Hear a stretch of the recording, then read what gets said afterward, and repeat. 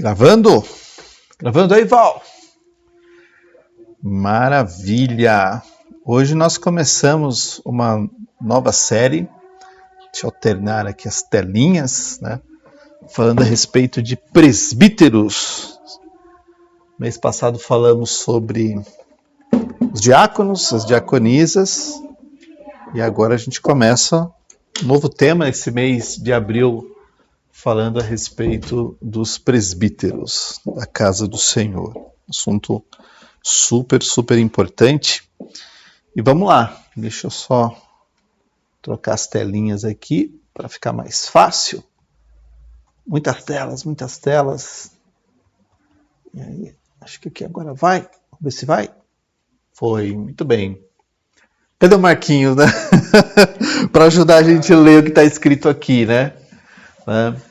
Mas depois a gente vai ler o texto em português, mas isso aqui é um Paulo voltando das suas viagens missionárias, e ao visitar as igrejas, ele, né, e aqui está a igreja, né, Ecclesia, ele constituía nas suas igrejas os presbíteros, está aqui, ó, presbíteros, né? Essa palavra aí que está em Atos, no capítulo, né? Versículo 20, capítulo 14, versículo 23, promovendo-lhe em cada igreja a eleição de presbíteros, está aí, depois de orar com jejuns, os encomendaram ao Senhor em quem haviam crido. E hoje nós vamos falar a respeito desse grupo de pessoas constituídas na igreja como presbíteros. E vamos avançar aqui, porque a palavra presbítero, ela é traduzida direto do grego para o português, tanto que aqui está escrito presbíteros, que é a nossa tradução, mas a origem dessa palavra, ela representa algo bem diferente, né, do que parece. Aí, quando a gente fala presbítero, talvez não tenha ideia do que é um presbítero, né? Mas a origem dessa palavra, ela vem de um termo que representa a palavra ancião, né? Tá vendo aqui, ó? Tanto que nas traduções mais antigas da língua portuguesa, e eu estou falando na década de 80, 70, a palavra, né, nem vinha como presbítero, vinha como ancião mesmo, né? Presbítero depois passou a ser chamado de presbítero nas traduções mais recentes. Mas se você pegar as Bíblias mais antigas, né, que eram meados do século XX, os versículos que nós temos no Novo Testamento não chamavam presbíteros, chamavam ancião. E uma outra forma da gente entender a origem dessa palavra está associada com o termo de autoridade. Então, o presbítero, seja ele visto como ancião, ou seja visto como uma autoridade, é reconhecido desde o início da igreja como uma liderança eclesiástica, uma liderança dentro da igreja para organizar o dia a dia dos cultos, das ministrações, das pregações. E por mais que pareça engraçado, vale a pena notar, né, que a igreja, ela começou como um grupo de pessoas. Pensa aqueles que estavam reunidos lá no cenáculo, quando o Espírito Santo desceu, que todos falaram em outras línguas, né? Lembra essa passagem, Atos capítulo 2? Aquelas pessoas que estavam lá, 100% eram judeus, né? Homens e mulheres ali daquela região. Eles tinham total conexão com o judaísmo, porque eles eram do povo de Israel. Então eles tinham a lei, eles tinham os profetas, eles tinham a experiência com as sinagogas. Então a igreja começa muito enraizada ainda com a cultura judaica. porque o Espírito Santo, quando desce ali, só tinha gente, né, judeu. E esse conceito de presbítero, ele, a princípio, foi importado, entre aspas, do Antigo Testamento. Tá? Então, no Antigo Testamento, a gente vê os anciãos, sabe, os anciãos lá, como você lê um texto, como por exemplo esse aqui, ó, Êxodo capítulo 3, versículo 16. Vamos ler? Vou sentar aqui para a gente ler junto, que eu deixei ali na outra tela. Tá lá? Vamos ler. Êxodo capítulo 3. Vamos lá, Val. Carregando. Versículos 16. Deus falando com quem aqui? Com Moisés, né? Vá, reúna os anciãos de Israel e diga-lhes: o Senhor, o Deus dos seus pais, o Deus de Abraão, o Deus de Isaac, o Deus de Jacó, me apareceu, dizendo: em verdade, eu os tenho visitado e visto o que tem sido feito com vocês no Egito. E prometi tirá-los da aflição do Egito e levá-los para a terra do Cananeu, do Eteu, do Amorreu, do Ferezeu, do Eveu, do Jebuseu, para uma terra que mana leite e mel. E ouvirão o que você vai dizer, e você irá com os anciãos de Israel ao rei do Egito, né? E lhe dirá: o Senhor, o Deus dos Hebreus, veio ao nosso encontro, agora deixa-nos ir a caminho de 3 dias ao deserto, a fim de oferecer sacrifício ao nosso Deus. Então você vê, aqui o povo estava onde? Estava na escravidão, né?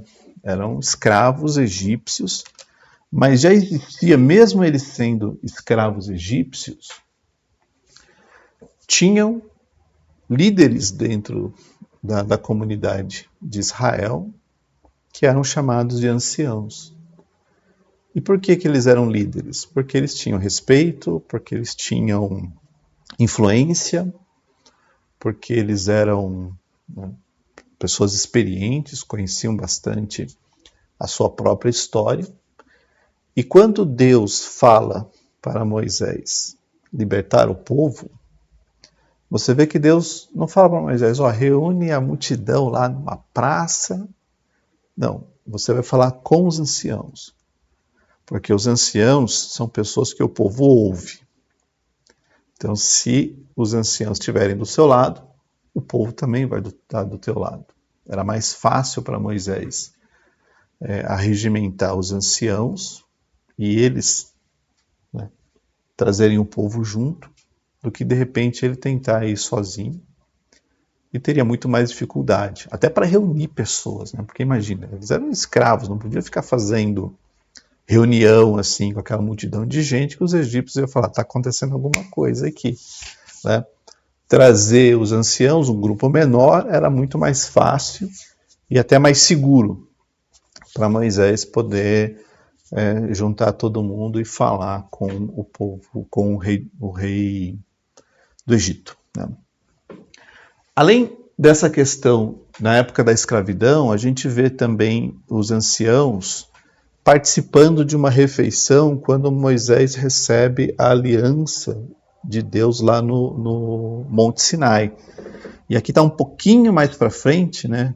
Capítulo 24. Vamos ver aqui. Capítulo 24, passei. Tá?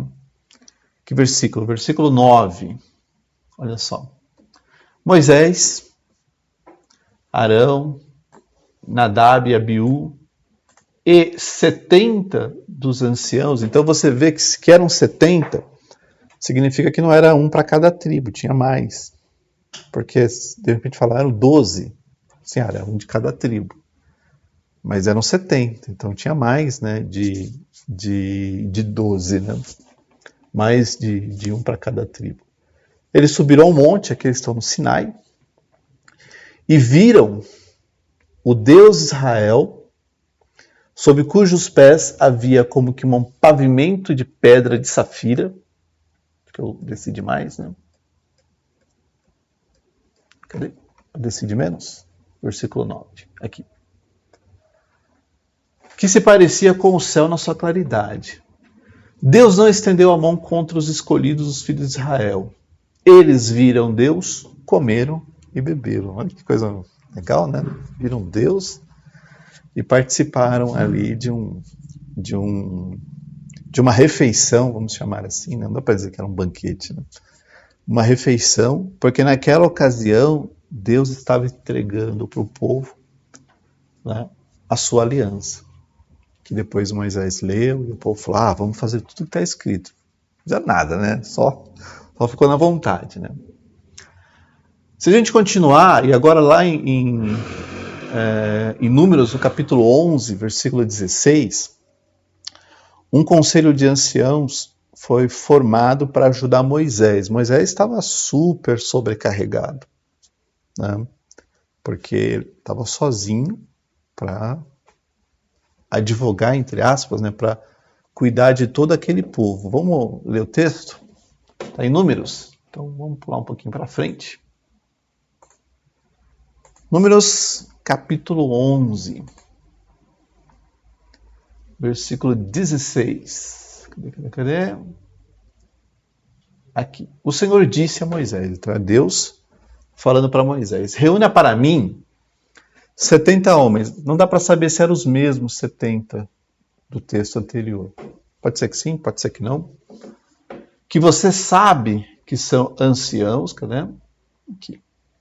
E superintendentes do povo. Então tinha que ser pessoas de respeito, de influência, né, e de bastante experiência para ajudar Moisés naquele ofício de dividir a carga com ele. Traga-os diante da tenda do encontro para que estejam ali com você. Então descerei e ali farei com você.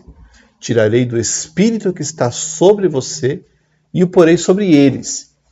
E eles ajudarão você a levar a carga do povo para que você não tenha que levar tudo sozinho. Tá? Então você vê que os anciãos, aqui a gente está falando do povo peregrinando no deserto. Já não era mais cativo, né, já tinham saído do Egito.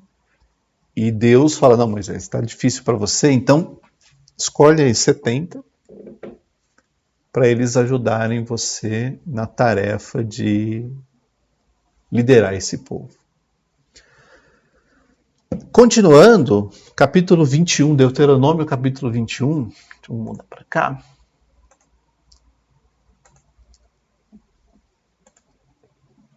Os anciãos, eles tinham também a função, vocês viram, né? Eles tinham influência, vamos recapitular rapidinho. Tinham influência, então Moisés estavam lá, eles tinham recebido o papel de ajudar Moisés na liderança, mas os anciãos, eles também tinham um papel de juiz, de julgar, né, as questões, né, que envolviam disputas entre o povo. Olha só aqui, Deuteronômio capítulo 21, versículo 18. Vamos descer aqui. Aqui. Se alguém tiver um filho teimoso e rebelde, quem não tem, que não obedece à voz do seu pai, nem à voz da sua mãe, e mesmo quando castigado não lhe dá ouvidos, seu pai e sua mãe o pegarão e o levarão aos anciãos da cidade, junto ao portão daquele lugar. Deixa eu fechar ali. E dirão, então os pais dirão para os anciãos. Então imagina, né?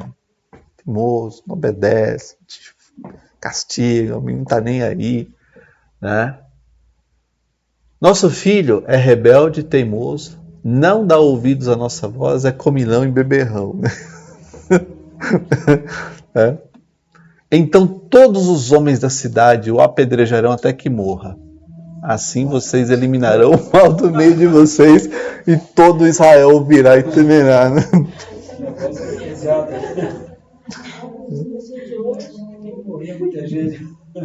Né? Então você viu que, né, filho preguiçoso, como é que tá no começo? Teimoso, né? Teimoso, rebelde. comilão e beberrão. Se o pai e a mãe levasse isso diante dos anciãos, acabou pro menino. Tinha o que fazer. Né? Por quê? Porque era uma sociedade. Vocês vão lembrar, né? Tem um mandamento que diz: honra seu pai e a tua mãe, para que você não vá para a porta da cidade e acabe tudo ali, né? Porque para que se prolongue os seus dias sobre a terra. Então era muito sério. Né? Pais, quando eles se sentiam desrespeitados pelos filhos, eles levavam isso até os anciãos davam jeito. E claro que não era assim, fez uma malcriação, já leva, né? Olha, né? Mesmo quando castigado. Então, ou seja, o pai tentava, a mãe tentava corrigir o filho e o filho não dava, né, chance para se corrigir, então ele tinha jeito. Os anciãos tinham esse papel, então, voltando aqui, né, de se apresentar como juízes. Né? E não era só nessa ocasião, tinha outras ocasiões também que os anciãos eram acionados para julgar o povo. E para fechar, os anciãos exigiram que Samuel designasse um rei. Esse aqui é um texto interessante, olha. 1 Samuel capítulo 8, vamos lá. Capítulo 8. Qual que é o versículo? Versículo 3.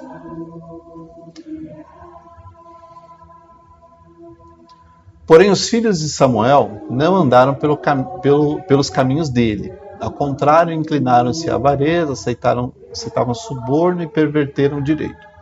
Então, todos os anciãos, não dá para saber se continuava sendo 70, ou se tinha aumentado o número, ou se eram menos. O fato é que todos os anciãos de Israel se congregaram e foram falar com Samuel em Ramá. E eles disseram: você está ficando velho, seus filhos não andam pelos seus caminhos, por isso queremos agora que você nos constitua um rei, para que nos governe como acontece em todas as nações. Então, o negócio de queremos um rei, né? O povo viu que os filhos de Samuel eram homens maus, corruptos, avarentos. Eu vou falar, Samuel daqui a pouco morre, vamos ficar nós com esses duas encrencas aqui. Não, constitui um rei. E quem levou a demanda para o povo, para Samuel, foram os anciãos. E por que a gente está falando disso? Porque logo no comecinho, lembra que eu mencionei que era um grupo, muita ligação com o judaísmo. Então, o ancião que você vê no Antigo Testamento, deixa eu alternar ali para a gente voltar para a apresentação, o ancião que você vê no Antigo Testamento, ele tem exatamente a mesma ideia que o povo do Antigo Testamento tinha para o presbítero. Então, o presbítero deveria ser uma pessoa de respeito, de influência e que liderasse a igreja. Porque esta é a conexão que eles tinham no Novo Testamento com a ideia do ancião, ou a ideia do presbítero. Tá? Então era muito lembrando aqui, a gente tem um ancião, pessoa de respeito, ajuda a julgar as questões mais difíceis, lidera a comunidade. Então, para eles, o presbítero, como eles tinham essa conexão, né, eles eram judeus, tinham essa figura, e essa figura do ancião, ela existia inclusive na sinagoga. A sinagoga tinha os anciãos que eram os líderes. Então eles estavam trazendo a mesma ideia desse ancião, desse presbítero, né, que vem, né, a palavra vem do grego, para dentro da igreja. Esse é o versículo que aparece lá no nosso primeiro slide, ó. Promovendo-lhes em cada igreja a eleição de presbíteros. Isso aqui é Paulo, né, estabelecendo as suas igrejas e falando, bem, aqui a gente precisa de presbíteros. E você vê que está no plural. não está no singular. Então vamos imaginar que nós fôssemos uma igreja, numa determinada cidade. A ideia que o texto passa é que nas cidades havia um grupo de presbíteros que eram escolhidos para cuidar da igreja naquela cidade. Como as igrejas elas se reuniam nos lares, nós não sabemos se cada lar tinha um presbítero ou tinha mais de um presbítero, mas a gente sabe que o agrupamento de igrejas daquela cidade tinha um grupo ali que liderava, que era o grupo dos presbíteros. Né? E eles eram escolhidos no meio do povo. Então, pensando num grupo, quem que tem as qualidades, depois a gente vai falar disso, né, para ser presbítero? Esse. Então, vamos com eles. Eles eram escolhidos. Né? E aqui na carta a Tito, capítulo 1, versículo 5, Paulo fala, né? Foi por isso, por esta causa, que deixei você em Creta, uma das cidades lá que Paulo tinha estabelecido igreja, né? Para que você pudesse em ordem as coisas restantes, bem como em cada cidade, constituísse presbíteros. De novo, no plural, né? Conforme prescrevia você. E aqui fala, alguém que seja irrepreensível, marido de uma só mulher, que tenha filhos crentes, que não são acusados de devassidão, nem são insubordinados. Então, no caso aqui, Tito vai para Creta, chega lá na cidade, igrejas espalhadas nos lares, termina de organizar a igreja como Paulo tinha orientado e fala, bem, então agora aqui a gente precisa colocar os presbíteros para cuidarem dessa igreja e das pessoas que fazem parte dessa igreja. Nesse papel de liderança mesmo. Tá? Mas os presbíteros, eles, né, junto com os apóstolos, eles foram fundamentais para que a igreja tivesse uma identidade, porque eles eram lideranças eclesiásticas mesmo, eles ajudavam a entender, bem, temos que tomar uma decisão, fazemos isso ou não, seguimos nessa linha ou não. E um exemplo bastante conhecido desse papel de liderança que os presbíteros tiveram está aqui em Atos no capítulo 15, e eu vou convidar vocês para ler junto comigo. Olha só, agora a gente sai do Antigo Testamento e vamos lá para o Novo Testamento, está aqui embaixo. Atos capítulo 15. É um texto um pouco longo, mas é importante que a gente leia para entender, né, uma decisão que foi tomada junto com os presbíteros e a importância dessa decisão para nós aqui no século 21. Né? Olha só, alguns indivíduos que foram da Judéia, então eles saíram da Judéia, foram para Antioquia, outra cidade. Era a cidade onde Paulo e Barnabé congregavam, e era de lá que eles saíam para suas viagens missionárias. Né? Ensinava aos irmãos, se vocês não forem circuncidados segundo o costume de Moisés, não podem ser salvos. Então, alguns indivíduos da igreja, gente da igreja. A igreja ainda não estava espalhada para todo lado. Então tinha igreja aonde? Em Jerusalém, tinha igreja em Antioquia e tinha igreja em outros lugares. Então um grupo da igreja saiu de Jerusalém. Jerusalém estava onde? Estava quem? Os apóstolos estavam em Jerusalém. Pedro, Tiago, outros estavam lá. Saíram e começaram a dizer, olha, para ser salvo, você tem que se circuncidar, segundo o costume de Moisés. Senão, só crer não é suficiente, você tem que se circuncidar.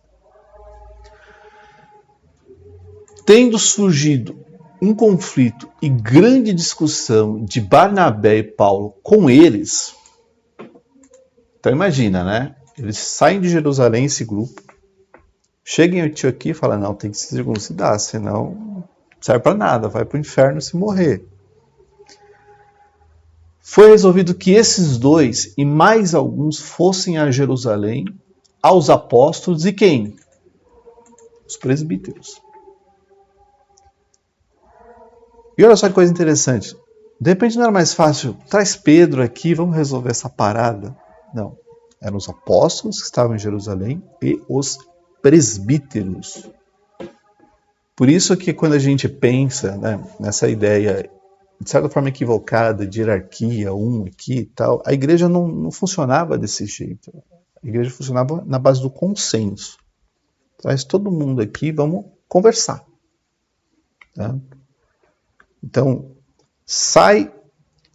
Né, entendo a situação, né? Sai um grupo dizendo que não, o evangelho de vocês não está certo, não. Vocês têm que terminar aí circuncidando. Aí tem Paulo e Barnabé dizendo assim, não pode, não concordamos. Ao invés de eles racharem a igreja, falam, então vocês são da circuncisão e a gente é o da não circuncisão e cada um não se fala porque aqui os evangelhos não são compatíveis. Não, vamos conversar, vamos resolver isso aqui é tudo igreja. Não tem essa igreja de Jerusalém nem a igreja de Antioquia. E eles levaram o tema para os apóstolos e para os presbíteros. E podia, de repente, chamar Pedro, né? Não tem aí, né, igreja romana que acha que Pedro era o manda-chuva de tudo. Não. Para os apóstolos e os presbíteros. Encaminhados, pois, pela igreja, atravessaram as províncias de Fenícia, Samaria, narrando a conversão dos gentios, porque essa era a principal preocupação deles.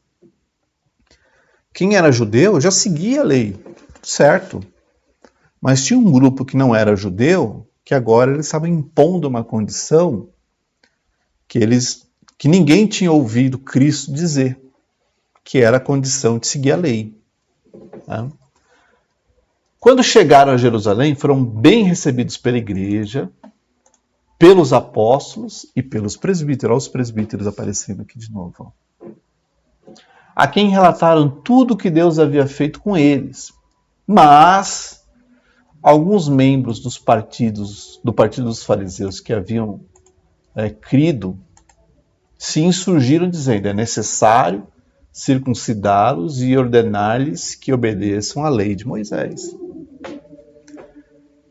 Tinha um grupo dentro da igreja, ex-fariseus, que agora estavam crendo em Jesus, mas como eram fariseus, eles conheciam muito a letra da lei, e estavam dizendo, não, essa turma aí de gentil que está crendo em Cristo tem que seguir a lei. Se não seguir a lei, tá incompleto esse evangelho aí.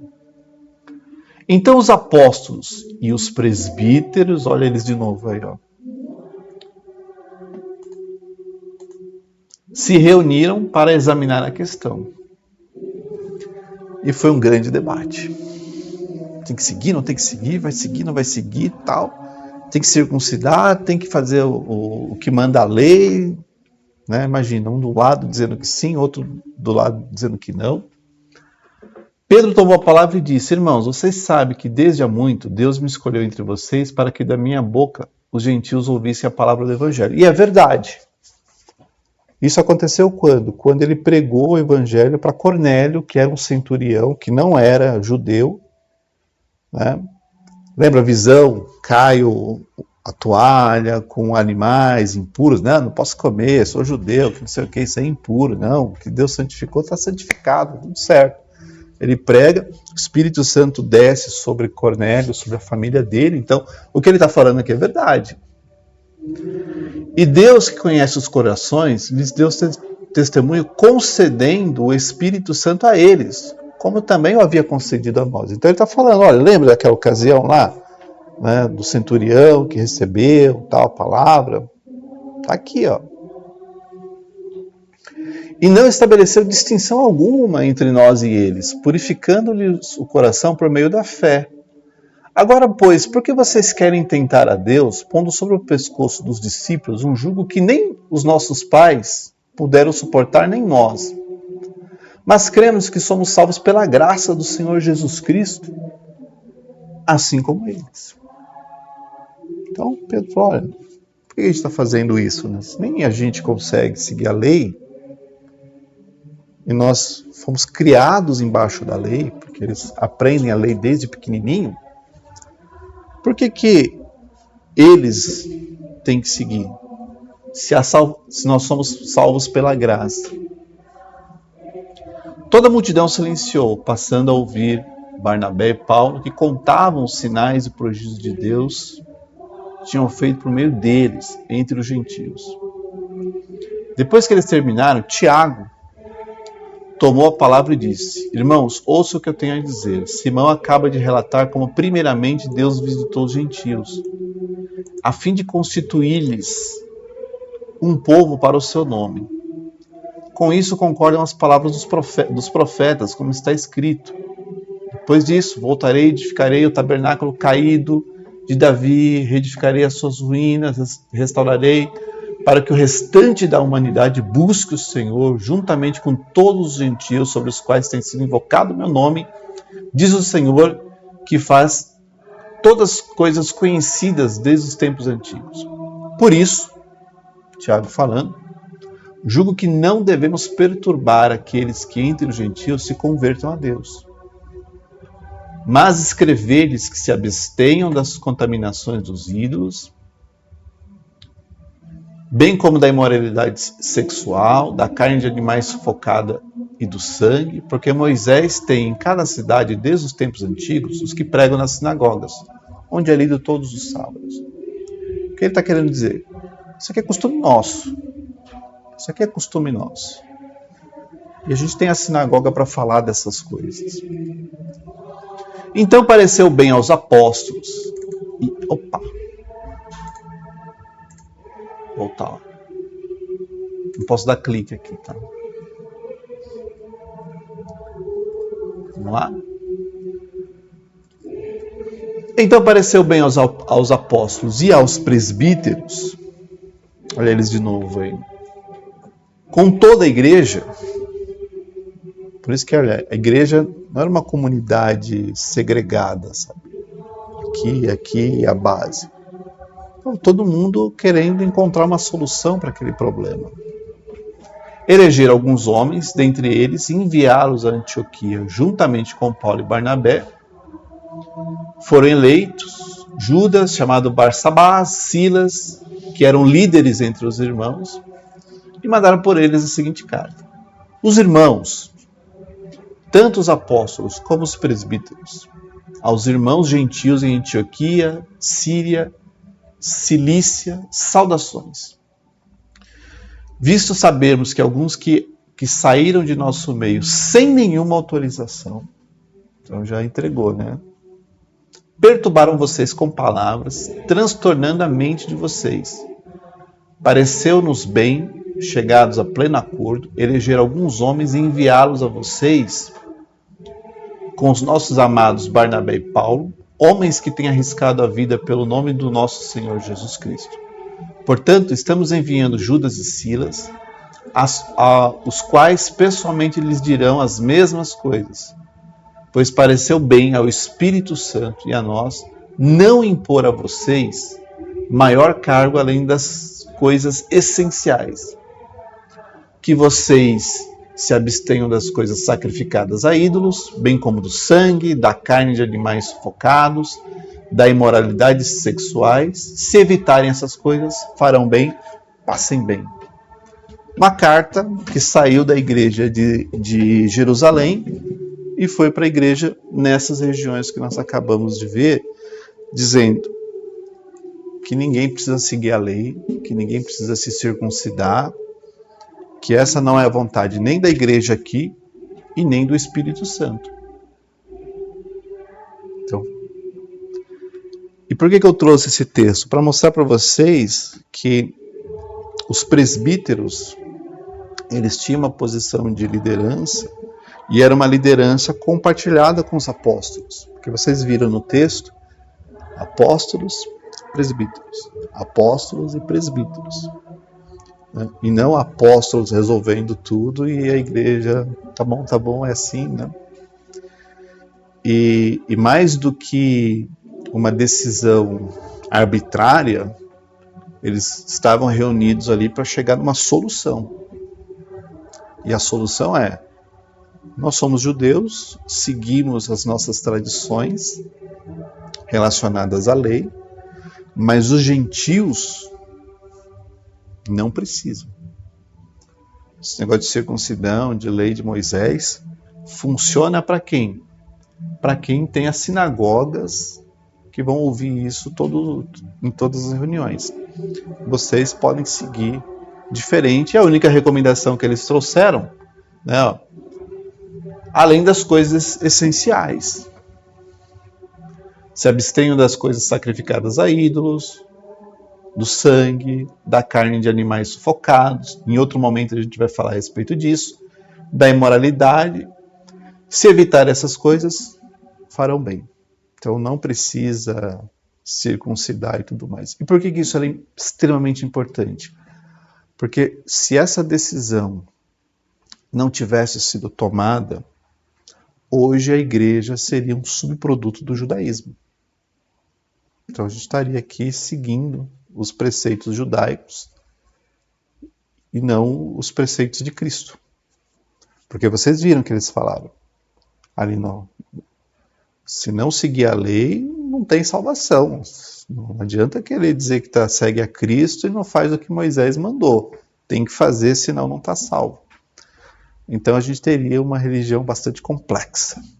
Porque como os próprios apóstolos falaram no texto, nem eles conseguem seguir. Imagina, né, os de fora que não têm tradição nesses preceitos e tudo mais. Então eu trouxe esse texto para vocês para mostrar o papel, como que as coisas começaram, né, essa ideia de ancião, de líder, de alguém responsável dentro da igreja, e como que esse grupo de pessoas foi fundamental para ajudar numa decisão tão importante como essa que a gente viu aqui em Atos, no capítulo 15. Lucas, quando faz essa narração, ele poderia muito bem dizer: não, foram os apóstolos que resolveram. Pedro, Tiago, João, Mateus, esses caras que resolveram. Mas você vê que ele faz questão de dizer que tinha os apóstolos e os presbíteros. Então, a decisão tinha que ser uma decisão, né, efetiva com a participação de todos, e não de um grupo de 12 resolvendo a vida de todo mundo. Eu acho isso muito bacana, porque mostra a igreja, e a gente vê, né, que era a liderança da igreja, a liderança eclesiástica, junto com a igreja, o corpo, tentando encontrar uma solução para aquele problema. O que te parece, Val? Foi ótimo, né? Porque, não ficou uma coisa só um resolve os problemas, né? Deus deu a capacidade ali para os presbíteros também, né, para ajudar, né? Agora, Moisés, esses outros anciões, né, que estavam sobrecarregados. Exatamente. Né? E com isso a gente termina a nossa primeira aula, fazendo essa história toda, né, entendendo o papel dos presbíteros na igreja, que vem desde o começo, assim como os diáconos, atravessando gerações. O que eu acho importante que vocês saibam é que, assim, os presbíteros, eles eram constituídos líderes na igreja, mas não era uma coisa como a gente vê muito no dia de hoje, sabe? Não, você é o presbítero, o chefe dos diáconos, que é chefe da base, não. Eles eram líderes. Não existia essa de que, não, eu mando nesse, esse manda nesse, esse... Não existia isso. É invenção nossa que eu digo da instituição igreja, porque não era desse jeito. Né? E um presbítero, ele podia deixar de ser presbítero, porque ele estava numa posição de liderança. Se ele perdesse o respeito... Lembra o texto que nós lemos? Deixa eu voltar aqui. Ó. Aqui, ó. Irrepreensível, marido de uma só mulher, que tenha filhos crentes. Se ele perder isso aqui, ele perdia a posição dele de presbítero dentro da igreja. Porque ele já não tinha mais as credenciais para poder liderar a igreja.